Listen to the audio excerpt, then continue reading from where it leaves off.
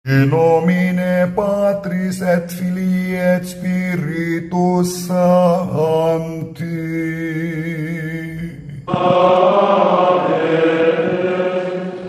Dominus vobiscum.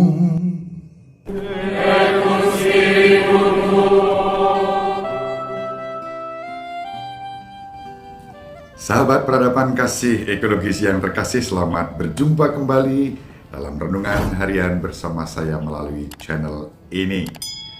Pertama, terima kasih atas perhatian, dukungan, dan juga respons atas renungan-renungan yang saya bagikan melalui channel ini. Tentu terima kasih juga untuk panjenengan yang berkenan subscribe, like, comment, and share untuk renungan ini.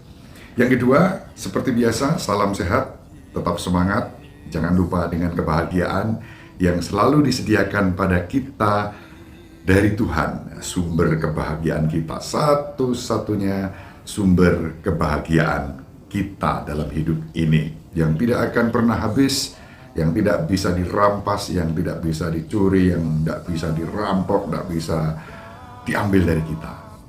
Tapi itu tergantung dari bagaimana sikap kita, seperti yang akan kita renungkan berdasarkan Injil hari ini. Injil hari ini kita ambil sesuai dengan penanggalan liturgi kita dari Injil Lukas bab 9 ayat 19 sampai 22. Mari kita baca. Pada suatu ketika Yesus sedang berdoa seorang diri, maka datanglah murid-muridnya kepadanya. Yesus lalu bertanya kepada mereka, "Kata orang banyak, siapakah aku ini?" Mereka menjawab, "Yohanes Pembaptis." Ada juga yang mengatakan Elia. Ada pula yang mengatakan salah seorang nabi dari zaman dulu telah bangkit. Yesus bertanya lagi, "Menurut kamu, siapakah aku ini?" Jawab Petrus, "Engkaulah Kristus dari Allah." Dengan keras Yesus melarang mereka memberitahukan hal itu kepada siapapun. Ia lalu berkata, "Anak manusia harus menanggung banyak penderitaan dan ditolak oleh para tua-tua, oleh para imam kepala dan para ahli Taurat, lalu dibunuh dan dibangkitkan pada hari ketiga." Demikianlah sabda Tuhan. Terpujilah Kristus. Sahabat peradaban kasih ekologis yang terkasih dimanapun berada, untuk kesekian kalinya kita membaca perikop yang isinya serupa. Pertanyaan Yesus kepada para murid, "Menurut kamu, siapakah aku?" Nah, kemarin kita sudah merenungkan Herodes yang penasaran, bahkan sebetulnya ngebet, pengen lihat dan berjumpa Yesus, namun tidak bisa. Baru nanti pada saat apa yang dikatakan Yesus dalam Injil hari ini terjadi, bahwa anak manusia akan ditolak, dibunuh, proses pembunuhan melalui peristiwa penyaliban. Sebelum penyaliban ada penangkapan, pengadilan. Nah, disitulah Herodes berjumpa dengan Yesus, tetapi juga tidak membawa dampak apa-apa. Sekarang ini, pertanyaan ditujukan pada kita. Menurut panjenengan, siapakah Yesus? Jawaban bisa bermacam-macam, sesuai dengan pengalaman personal. Dan jawaban itu tidak keliru. Apapun yang panjenengan katakan tentang Yesus tidak akan pernah keliru sejauh itu menjadi pengalaman personal yang membuat relasi kita dengan Yesus makin mendalam, dan disitulah Yesus kita rasakan, kita alami kehadirannya yang meneguhkan dan menyelamatkan kita. Nah, sekarang jawaban Petrus bisa menjadi salah satu acuan untuk lebih dalam lagi mengenal Yesus.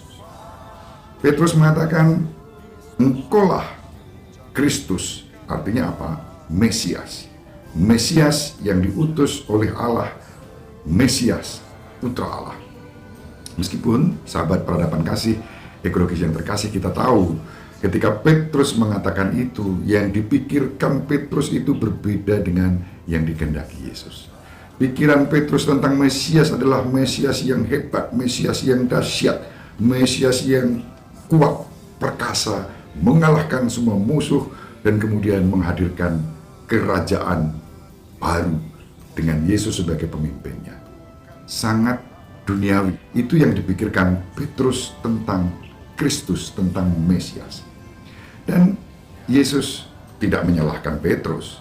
Bahkan dalam kesempatan lain, Yesus mengatakan kepada Petrus, Petrus, berbahagialah kamu, karena apa yang kamu katakan itu sebetulnya berasal dari Allah, dari Roh sendiri. Hanya Petrus belum paham betul. Dan Yesus membimbing supaya pemahaman itu menjadi baik, menjadi benar. Yesus menunjukkan apa sesungguhnya arti Kristus dan Mesias itu. Dan Yesus mengatakan, Mesias adalah anak manusia yang harus banyak menanggung penderitaan, ditolak, dibunuh, tapi dibangkitkan pada hari ketiga.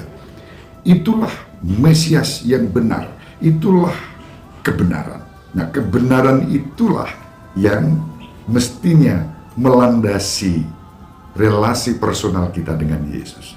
Apapun persepsi kita tentang Yesus, sejauh berangkat dari pengalaman bahwa Yesus adalah Sang Penebus, Juru Selamat kita semua, Juru Selamat semua orang tanpa diskriminasi, disitulah relasi personal kita dibangun semakin hari semakin bertumbuh, semakin kokoh, membuat hidup kita dikobarkan oleh Kristus sendiri. Maka di sini kita bisa belajar dari apa yang dikatakan oleh Santo Paulus dalam suratnya kepada umat di Galatia bab 4 ayat 19. Santo Paulus mengatakan, hai anak-anakku, karena kamu aku menderita sakit bersalin lagi sampai rupa Kristus menjadi nyata di dalam kamu. Jadi Santo Paulus juga menempatkan relasinya dengan umat di Galatia itu seperti seorang ibu yang mau melahirkan karena Kristus, Sang Penebus.